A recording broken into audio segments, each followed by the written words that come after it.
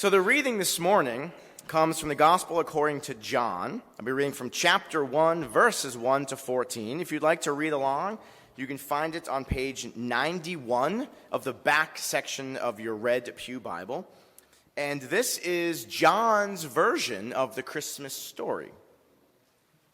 In the beginning was the Word, and the Word was with God, and the Word was God. He was in the beginning with God. All things came into being through him, and without him not one thing came into being. What has come into being in him was life, and the life was the light of all people. The light shines in the darkness, and the darkness did not overcome it. There was a man sent from God whose name was John. He came as a witness to testify to the light, so that all might believe through him. He himself was not the light, but he came to testify to the light, the true light, which enlightens everyone, was coming into the world. He was in the world, and the world came into being through him, yet the world did not know him. He came to what was his own, and his own people did not accept him. But to all who received him, who believed in his name, he gave power to become children of God, who were born not of blood or of the will of the flesh or the will of man, but of God. And the Word became flesh and lived among us. And we have seen his glory, the glory as of the Father's only Son, full of grace and truth. God, give us ears to hear, eyes to see, and hearts that are open to receive and respond to your word, your message to us this day. Amen. All right, friends, Christmas morning, I'm going to ask you to maybe go back in your mind a few years back, maybe longer. What was the best Christmas gift you ever received? Think about it. Best Christmas gift. And if you're so bold on this Christmas morning, if you've had your coffee or tea, and you would like to raise your hand and share what was the best Christmas gift you ever received. I'm hoping that some of you have something that was just very memorable and very special to you. Yes? I'm a piano teacher, and I was a student who has struggled for some time. However, she kept coming, she was persistent, and I gave her a challenge. And she played an artistic arrangement of O Holy Night in my students' Christmas recital, and she played it beautifully. It was such a special gift to me from her. Oh. And I thank God for her persistence, for her willingness to listen and learn and practice, and I'm very, very pleased. Oh, that's lovely. Thank you. Something else. Christmas gift.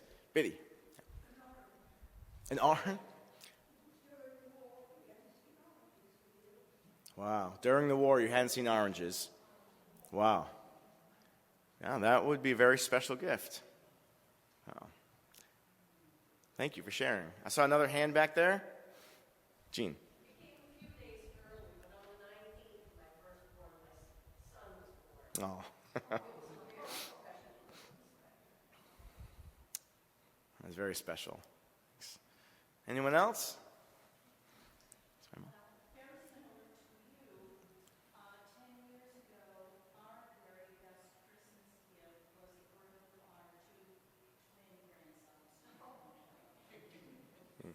That's my mom, by the way. Merry Christmas, Mom. Any other Christmas gifts you'd like to share? I'm sure you all have them in your mind. I see some of the younger ones are probably thinking, or maybe you're still hoping you're going to get your most favorite Christmas gift. I'll never forget my most favorite Christmas gift. I mean, certainly my boys. All right, that goes without saying. But I'm thinking of material things right now. When I got my first Nintendo. NES, Nintendo, mid-'80s, Mario Brothers and Zelda. Any Nintendo fans? Anyone have a Nintendo? Like, right? Okay, a couple people, right? Like, this was the gift of the year. And for me, it was the gift of the century. I think around the same time, Cabbage Patch Kids was really popular as well, and you could not find those in the store. But all I wanted was a Nintendo, and I got it. And I remember how full of joy I was, and I played it nonstop for hours, days, weeks, tried to beat all of the games. And I still have my Nintendo. Look at that. And Zelda is still inside. But if you remember, anyone have Nintendo, it would like freeze, and you have to like keep doing this and blowing on it. And they've come a long way from back in the 80s. But this was the gift. This was the best gift I ever got. And I really did value it and cherish it. I still have it. I haven't played it in a long time. But as special as this gift was, and you certainly think of other gifts, we'll talk about material gifts that we get, gifts that come in the box, we'll say. Eventually, all those gifts, the newness kind of fades away, right? It just wears off over time. Or like with a Nintendo, over time, a new video game system would come out. So a couple years later, all I wanted was the Sega Genesis. That's what I wanted. This was okay. And then the PlayStation came out. You get the point, right? The same thing can happen to us as adults. Those shiny new toys that we want, like cars and phones and technology, they lose their luster over time. Now, for some little children, it's amazing that the joy of their gifts within a couple of hours of Christmas Day, they've already discarded it. And you think, wow, we spent more time buying that, wrapping that, than you did unwrapping and playing with it. But unless it's, the Jelly of the Month Club, these gifts do not keep giving year after year. The reality is, as exciting as it is to open presents on Christmas morning, and it really is. I've got twin boys. The joy on their faces this morning was amazing. That really was, that's a kind of gift that does last.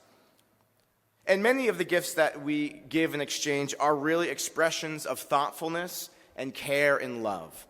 And that is wonderful, which is why it makes Christmas morning so special. But the reality is this, that the presents under the tree never truly satisfy the deepest longings of our hearts. They were never intended to. We might hope that they do, but they just don't. What we really need and what we really long for as individuals, as communities, and as a world is what Advent has taught us. These candles, that hope, peace, joy, and love, that these are lasting, and these are very transformative. Those gifts can really touch our hearts and make us into new people. And it can transform our societies.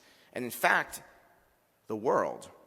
These are the gifts of God that have been fully expressed in the greatest gift given to humanity, Christ the Lord, which is really what makes today so special. So today, Sawyer and Rachel and all of us, we lit the Christ candle, which represents the light of God coming to earth. And light is very powerful. Even in the darkest days, the darkest nights, if you've ever experienced that, if you have a candle or a flashlight, one little light will always shine through. One little light. If this sanctuary last night was pitch black and you light one candle in the corner of the room, over time that light illuminates and brightens the sanctuary. One light, even a small light, is powerful and has a way of piercing through the darkness. It's incredible. But can you imagine if the light was like a big beam of light, like a lighthouse? That kind of light is so powerful. You see, the people of Israel had been waiting a long time for God's promised Messiah, or the anointed one, or the other translation of the anointed one is the Christ. That's what the word Christ means. It's not Jesus' last name, just in case. It's Jesus, the anointed one, Jesus, the Messiah. The prophet Isaiah had foretold a time when a child would be born to us who would be called Wonderful Counselor, Mighty God, Everlasting Father, Prince of Peace. His authority would be great. It means his power, his reign, his kingdom would be great. And because of that, Well, Isaiah said there would be endless peace. Boy, that would be nice to have that in our world. Endless peace. And Isaiah was looking forward to the time when this would come into the world, this gift. And so then we have John. So John, as I said, wrote his version of the Christmas story. He writes this more theological understanding of what happened on that first Christmas. You see, Luke and Matthew, they wrote the story, the narratives, the Christmas story that we are familiar with Mary and Joseph in Bethlehem, and the angels and the shepherds and the Magi.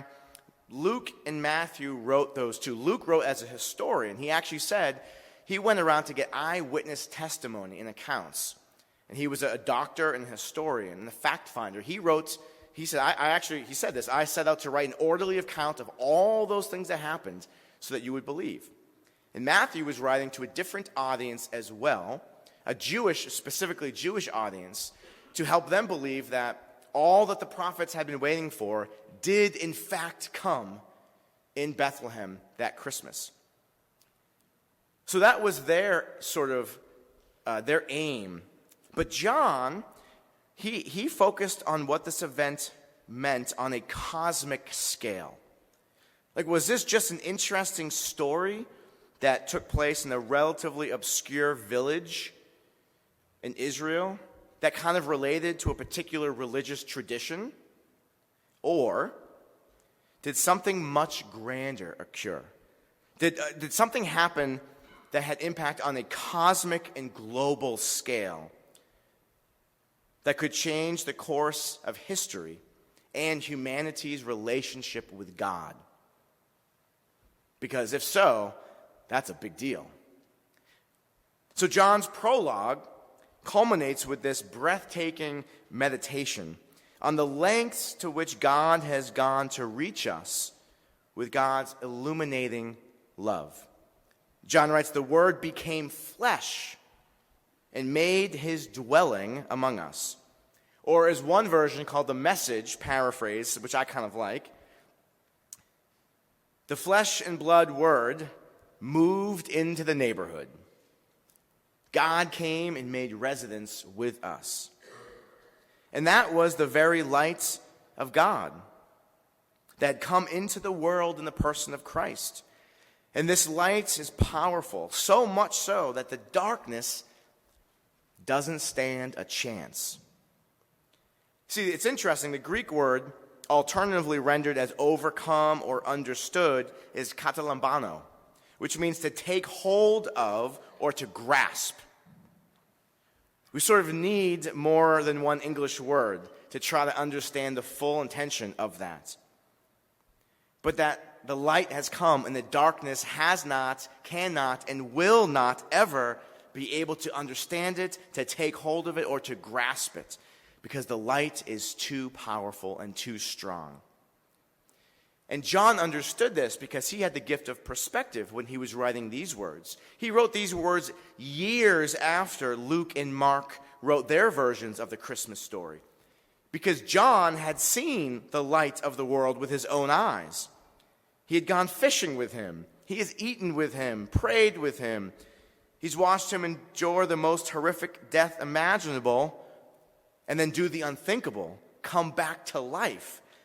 I mean, what could be more powerful than that? So John knows that there is no darkness in the universe that can permanently grasp or defeat this light. The darkness cannot overcome it. Friends, that is, as the angel said, good news of great joy that is for all people. All people. And on that first Christmas Eve, light from heaven illuminates the night sky.